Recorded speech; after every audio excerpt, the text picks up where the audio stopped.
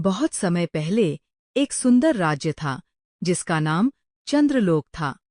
वहां की राजकुमारी सिया बहुत बुद्धिमान और दयालु थीं, लेकिन उसे किताबें पढ़ने का बहुत शौक था और वह हमेशा नई नई कहानियों की तलाश में रहती थी। एक दिन महल की पुरानी लाइब्रेरी में उसे एक चमकती हुई जादुई पुस्तक मिली। जैसे ही उसने उसे खोला, पुस्तक से एक तेज रोशनी निकली और अचानक एक परी उसके सामने प्रकट हुई।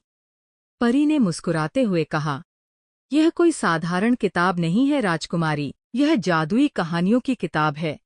जब तुम इसकी कोई कहानी पढ़ोगी, वह हकीकत में बदल जाएगी।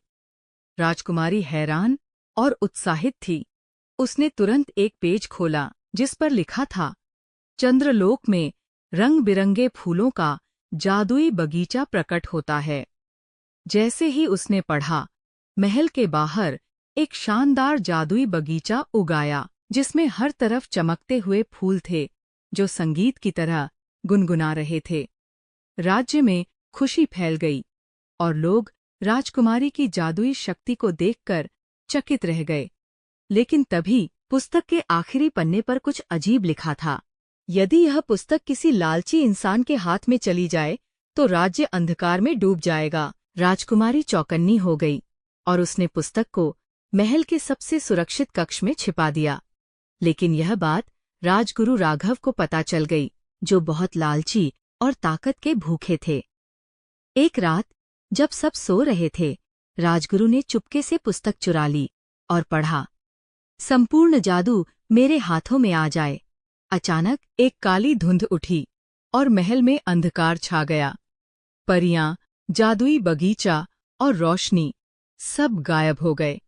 लेकिन राजकुमारी ने हिम्मत नहीं हारी। उसने परियों की मदद से पुस्तक का अंतिम पृष्ठ खोजा, जिस पर लिखा था, सच्चे दिल वाले व्यक्ति के स्पर्श से जादू फिर से जागेगा। राजकुमारी ने जैसे ही पुस्तक को छुआ, चारों तरफ रोशनी फैल गई। परियां वापस आ गईं और राज्य फिर से उजाले से भर गया। राजगुरु का जादू नष्ट हो गया और वह हमेशा के लिए राज्य से भाग गया।